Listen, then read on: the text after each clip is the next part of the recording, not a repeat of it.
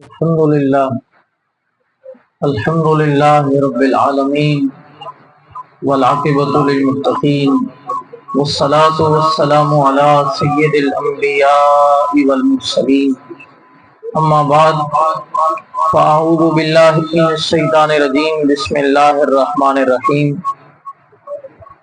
یا ایھا الذین آمنوا لا ترفعوا اصواتکم فوق صوت النبی او الی آخرہ وقال النبی صلی اللہ علیہ وآلہ وسلم لا یؤمن احدکم حتی اکون احب الیہ من والدہ وولدہ والناس اجمعین صدق اللہ وصدق رسولہ النبی الکریم والصلاة والسلام علیک یا رسول اللہ وعلی آلک واصحابک یا حبیب اللہ الصلاة والسلام علیک یا سیدی یا رحمتا للعالمین وعلی آلک واصحابک یا سیدی یا خاتم النبیین۔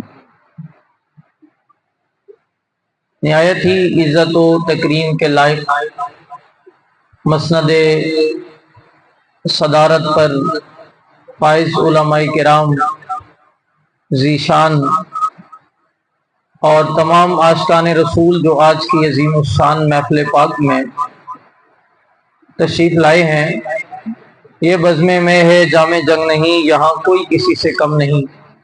آج کی ان مبارک اور بابرکت گھڑیوں میں نبی رحمت علیہ الصلوۃ والسلام کی ولادت کی عظیم الشان محفل پاک میں شرکت کرنے کے لیے جو بھی تشریف لایا ہے، یقیناً وہ صاحب عزت ہے اور اللہ کی توفیق سے یہاں بیٹھا ہے۔ اللہ جل وعلا آپ سب کا آنا اپنی پاک بارگاہ میں قبول فرمائے۔ ہمارے برادر مکرم جناب حضرت مولانا بلال رضا مدنی صاحب، آپ کے حکم کے مطابق مجھے سبق سنانے کی سعادت حاصل ہو رہی ہے۔ ویسے مجھ سے عمر میں علم میں بڑے علماء کرام تشریف فرما ہیں، مجھے اوپر بیٹھنا پڑا تو یہ مروت کے خلاف ہے، لیکن اب چونکہ سبق کی باری میری ہے تو میں کھڑا ہو کے سنا رہا ہوں۔ بے ادبی معاف، میں چند باتیں آپ کے گوشت گزار کروں گا۔ اللہ جل وعلا بوسیلہ رحمت للعالمین میری زبان پر کلمت الحق جاری فرمائے۔ ہمارے اسلاف کا یہ طریقہ رہا ہے، وہ جب بھی کوئی خیر کی بات کرتے تو ابتدا نبی رحمت علیہ الصلوۃ والسلام کی ذات پر درود پاک سے کرتے۔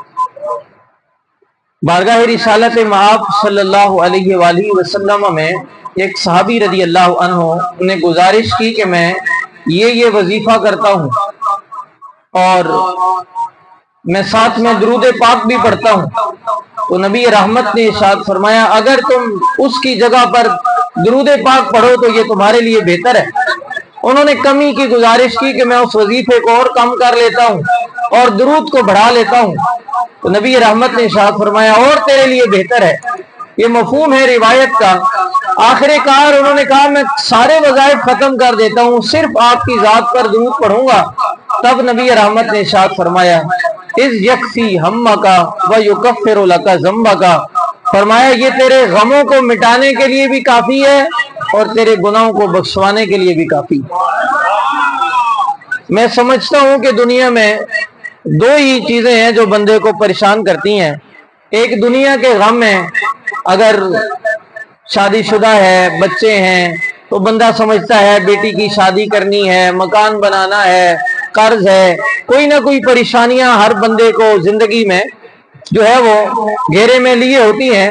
اور دوسری جو بڑی پریشانی ہوتی ہے بندے کو کہ نہ جانے اچانک میں کس وقت اجل کا پیغام آ جائے اور مجھے مرنا پڑ جائے تو بندے کے سامنے پیش نظر اس کے گناہ ہوتے ہیں، پتہ نہیں میرا کیا بنے گا۔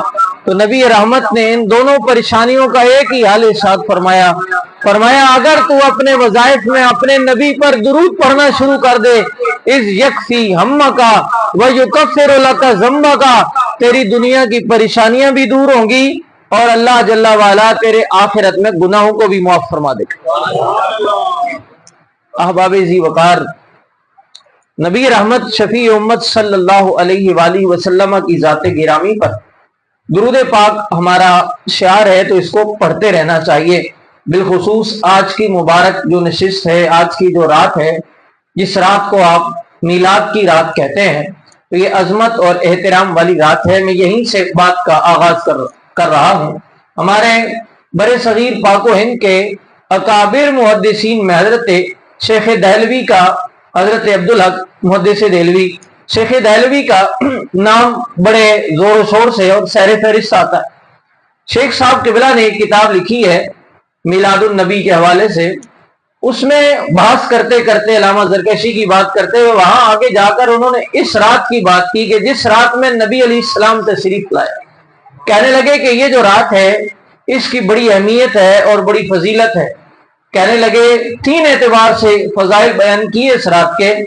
کہنے لگے پہلی اس رات کی فضیلت یہ ہے کہ ایک طرف لیلۃ القدر ہے، ایک طرف شب برات ہے، ایک طرف شب معراج ہے اور ایک طرف لیلۃ المیلاد ہے۔